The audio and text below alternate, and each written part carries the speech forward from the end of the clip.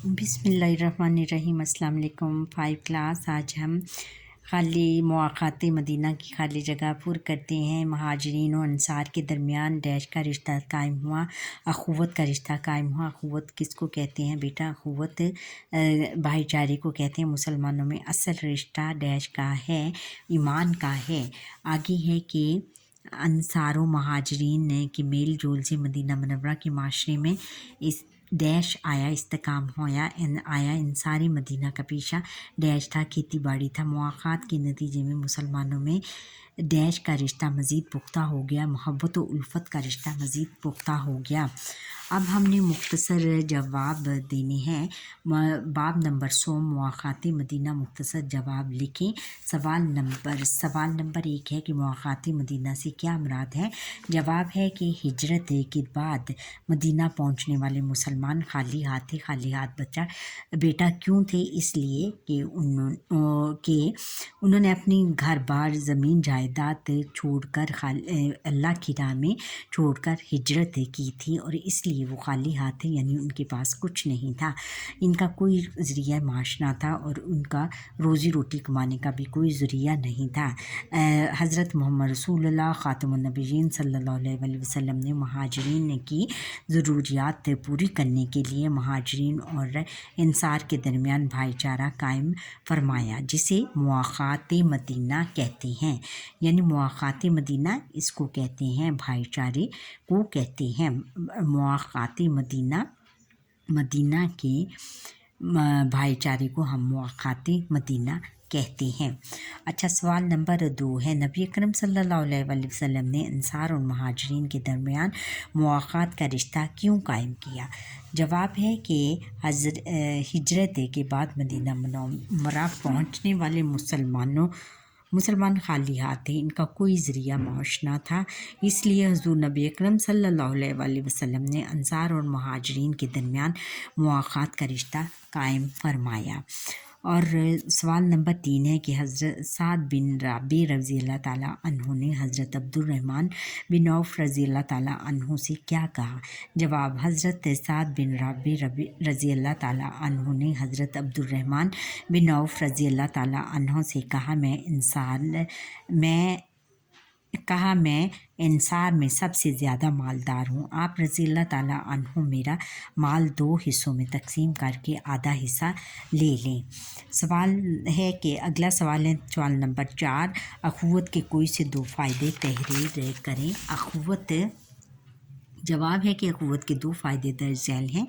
अख़ुवत के नतीजे में मुसलमानों में मोहब्बत व उल्फत का रिश्ता कायम हुआ। यानी अख़ुवत भाईचारा जब कायम हो गया बच्चों मदीना मुनव्वरा में, तो मुसलमानों के दरमियान क्या हुआ? मोहब्बत भी पैदा हुई और उल्फत यानी उनमें लगाव, एक दूसरे के साथ लगाव पैदा हुआ और मुसलमानों में खैर खाही और इसार का जज्बा परवान चढ़ा और मुसलमान जो थे उनमें एक दूसरे के लिए भलाई और कुर्बानी का जज्बा भी परवान चढ़ा। बहुत ज़्यादा उसमें बहुत ज़्यादा लचक आई, बहुत ज़्यादा उसने वुसअत इख्तियार की।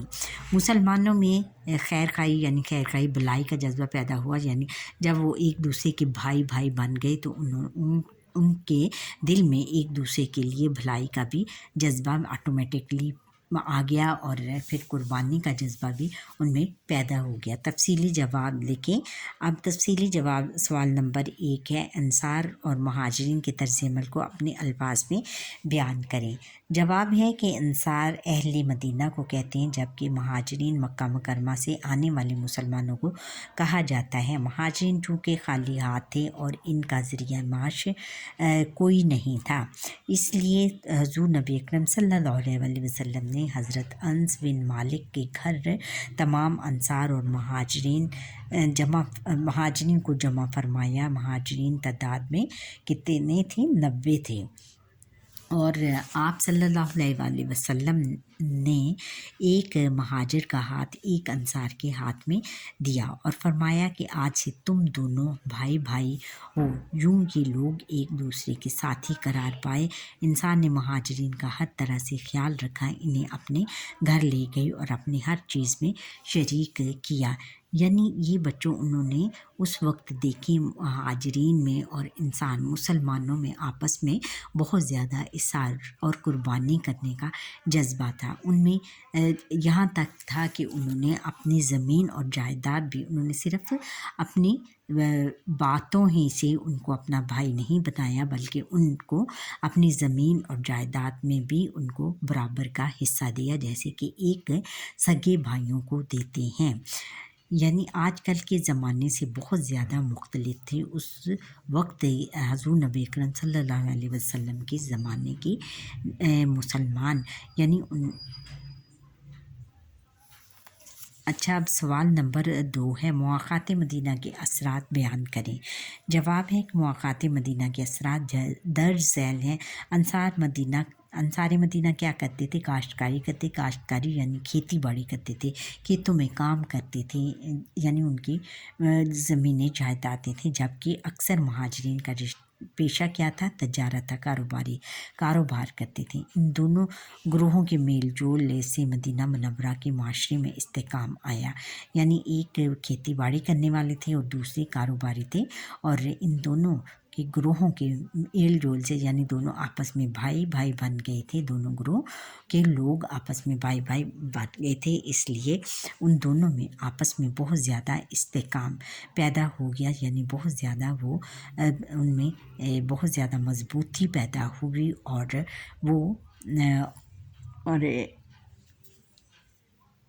ان میں محبت اور الفت کا جذبہ پیدا ہوا۔ ان دونوں گروہوں پھر یہ ہے کہ ان دونوں گروہوں کے میل جول سے مدینہ منورہ کے معاشرے میں استحکام آیا، امن قائم ہوا، اور پھر امن بھی قائم ہو گیا، کیونکہ مکہ مکرمہ میں امن نہ ہونے کی وجہ سے ہی وہ مکہ مکرمہ کو چھوڑ کر مسلمانوں نے مدینہ کا رخ اختیار کیا اور وہاں ہجرت کی۔ اب کیونکہ ان کو تنگ کرنے والا کوئی نہیں تھا، اس لیے وہاں پر امن قائم ہو گیا اور خوشحالی آئی۔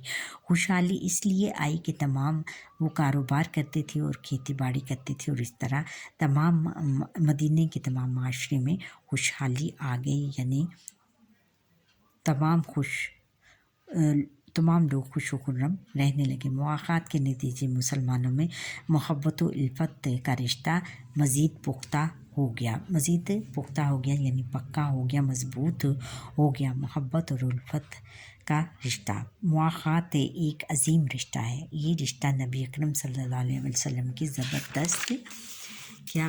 زبردست حکمت و دانائی یعنی عقل مندی کو ظاہر کرتا ہے۔ اس کے نتیجے میں مسلمانوں میں محبت و اخوت کا رشتہ قائم ہوا، محبت اور اخوت بھائی چارے کا رشتہ قائم ہوا۔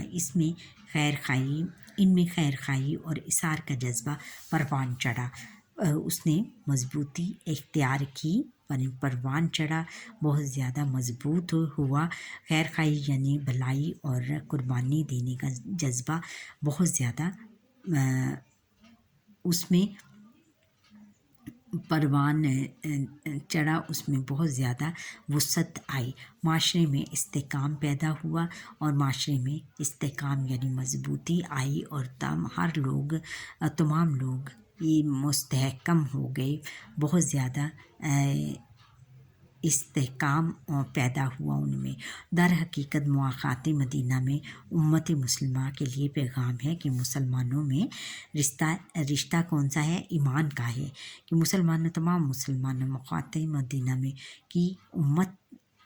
مدینہ میں امت مسلمہ کے لیے پیغام ہے کہ مسلمانوں میں رشتہ ایمان کا ہے۔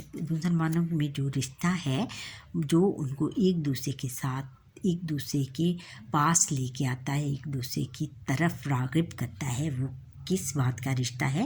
وہ ایمان کا رشتہ ہے، کہ وہ اسلام پر ایمان لانے کے بعد دونوں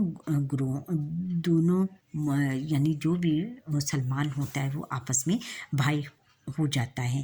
ہمیں چاہیے کہ اس رشتے کا احترام کریں، اس رشتے کو عزت کی نظر سے دیکھیں اور اس کی پاسداری کریں اور اس کو سہرائیں اور اس کو پاسداری کریں، یعنی اس کا مان رکھیں، اپنے مسلمان بھائیوں کے حقوق ادا کریں اور اپنے تمام مسلمانوں کے بھائیوں کی حقوق ادا کریں، چاہے وہ غریب ہے، رشتہ دار ہے یا ہمسایہ ہے یا مسکین ہے، یتیم ہے، نادار ہے، ہر مسلمان کا ہمیں ہر مسلمان کے حق، اس کے حقوق کا خیال رکھنا ہے تاکہ مسلمان معاشرہ امن و سکون کا گہوارہ بن سکے، تاکہ ہمارا یہ مسلمان معاشرہ جو ہے وہ اس میں امن اور سکون پیدا ہو، امن اور سکون کا مرکز بن سکے، یعنی اس میں امن اور سکون پیدا ہو جائے۔